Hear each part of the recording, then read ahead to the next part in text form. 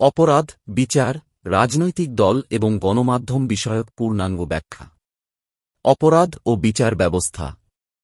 আইনের দৃষ্টিতে অপরাধ হল এমন কোনো কাজ যা রাষ্ট্রীয় আইনবিধির পরিপন্থী এবং সমাজের শান্তি ও শৃঙ্খলার জন্য হুমকিস্বরূপ। ব্যক্তি অপরাধ করে, দল বা প্রতিষ্ঠান নয়। কোনো রাজনৈতিক দল, সংগঠন কিংবা প্রতিষ্ঠান নিজে অপরাধী হয় না, তবে যদি কোনো সদস্য অপরাধ করে, তার দায় তার নিজের। একমাত্র আদালতই, কোর্ট আইন ও প্রমাণের ভিত্তিতে অপরাধের বিচার করতে পারে এবং শাস্তি নির্ধারণ করতে পারে।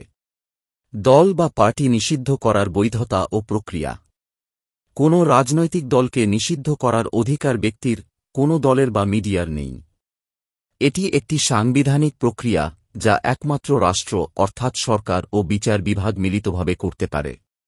নিষিদ্ধকরণের সিদ্ধান্ত নিতে হয় সংবিধান, প্রচলিত আইন এবং জনমতের ভিত্তিতে।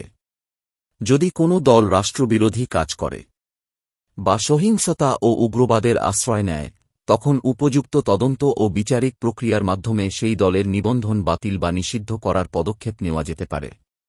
টেলিভিশন চ্যানেল ও টকশোতে দায়িত্বশীলতা। গণমাধ্যমের একটি মহান দায়িত্ব হল সত্য, নিরপেক্ষ ও যাচাইকৃত তথ্য প্রচার করা। অথচ অনেক সময় দেখা যায়, টিভি টকশো বা মিডিয়ার আলোচনায় অনেকেই না জেনে না বুঝে অপ্রমাণিত, পক্ষপাতদুষ্ট, বিভ্রান্তিকর ও ভিত্তিহীন বক্তব্য দেন। এটি শুধু নৈতিক অপরাধ নয়, বরং আইন অনুযায়ী শাস্তিযোগ্য অপরাধ হতে পারে, বিশেষ করে যদি তা জনমনে বিভ্রান্তি, ঘৃণা বা সহিংসতা সৃষ্টি করে। আইনের মূল নীতি। প্রমাণ ছাড়া কাউকে অপরাধী বলা যায় না। দোষী প্রমাণ না হওয়া পর্যন্ত সবাই নির্দোষ, এটাই আইনের অন্যতম প্রধান নীতি। অপরাধ প্রমাণ করতে হয় যথাযথ তদন্ত, যুক্তি ও প্রমাণের ভিত্তিতে। বিচার ও শাস্তি দেয়ার অধিকার শুধুমাত্র আদালতের। ব্যক্তি যদি অপরাধ করে, তার বিচার হবে আইনি প্রক্রিয়ায়। দল বা সংগঠনকে নিষিদ্ধ করার সিদ্ধান্ত নিতে হলে আইন, সংবিধান ও রাষ্ট্রীয় কাঠামোর মাধ্যমে তা করতে হয়।